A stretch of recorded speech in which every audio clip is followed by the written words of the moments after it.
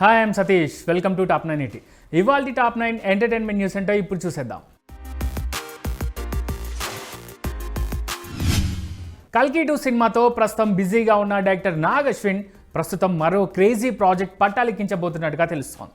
చిరు కెరీర్లోనే biggest mythological hit cinema అయిన జగదేక వీరుడు అతిలోక సుందరి సినిమాకు sequel చేయబోతున్నట్టుగా టాలీవుడ్లో టాక్ నడుస్తోంది. నాగ్ అశ్విన్ ఇప్పటికే కథ రెడీ చేసుకున్నారని, త్వరలోనే మెగాస్టార్ను కలిసి స్టోరీ వినిపించనున్నారని ఇన్సైడ్ టాక్.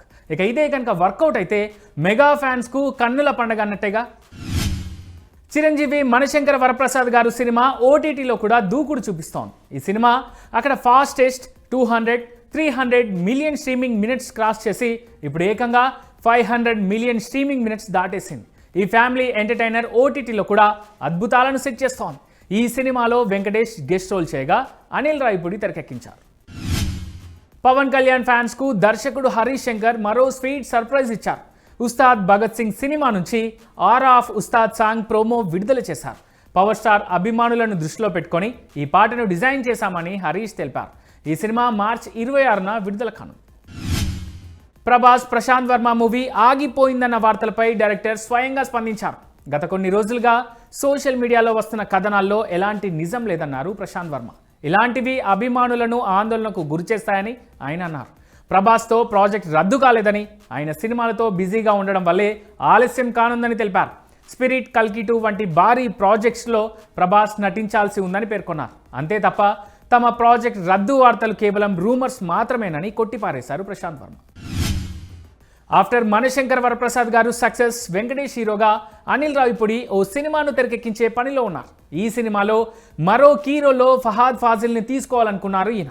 అయితే ఫహాద్ ఈ సినిమా కోసం 10 కోట్ల రూపాయల రెమ్యునరేషన్ డిమాండ్ చేయడంతో షాక్ అయిన అనిల్ రావిపూడి అంత బడ్జెట్ తన వల్ల కాదంటూ చెప్పి ఈ హీరోకి బదులుగా తమిళ హీరో కార్తీని తన అప్కమింగ్ సినిమాలో తీసుకునేందుకు రెడీ అయ్యారట.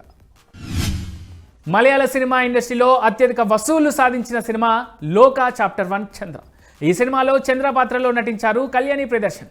ఈ మూవీ సీక్వెల్ పనులు ఆల్రెడీ మొదలయ్యాయి. సెప్టెంబర్ నుంచి రెగ్యులర్ షూటింగ్ ఉంటుంది. చంద్ర క్యారెక్టర్ని సీక్వెల్లోనూ పోషిస్తున్నట్టు చెప్పారు కళ్యాణి ప్రియదర్శన్. తాను ఎంత నిజాయితీగా ఉన్నప్పటికీ ప్రేమ బంధం నిలవలేదని నటి మృణాల్ ఠాగూర్ చెప్పారు. హృతిక్తో కలిసి సూపర్ 30 చేసే రోజుల్లో తాను ఓ వ్యక్తితో ప్రేమలో ఉన్నానన్నారు. కానీ అతను అడుగడుగునా అభద్రతాభావానికి గురయ్యాడని గుర్తు చేసుకున్నారు. అందం, ఫిట్నెస్ విషయాల్లో వ్యక్తులు ఎంత ఒత్తిడికి గురవుతారో అతన్ని చూసి తెలుసుకున్నానన్నారు. యాంకర్గా తనకంటూ గుర్తింపు తెచ్చుకున్న స్రవంతి ఇప్పుడు నటిగా సినిమాల్లోకి కూడా ఎంట్రీ ఇచ్చారు. సుహాస్ లేటెస్ట్ ఫిలిం హే బల్వంత్లో ఓ కీ రోల్ చేశారు. ఇక ఈ క్రమంలోనే ఈ మూవీ ప్రమోషన్స్ కోసం ఓ ఇంటర్వ్యూకి వెళ్ళిన స్రవంతి తన కెరీర్లో ఎదురైన ఇబ్బందుల గురించి పంచుకున్నారు. ఒకానొక సమయంలో డైమండ్ జ్యువెలరీ స్టోర్లో సేల్స్ గర్ల్గా కూడా ఉద్యోగం చేశానని కన్నీళ్లు పెట్టుకున్నారు. ఆ జాబ్ చేసేటప్పుడు గంటల కొద్దీ నిలబడే ఉండాలని, ఆ సమయంలో నిలబడలేక చాలా ఇబ్బంది పడ్డారని బోరున ఏడ్చేశారు.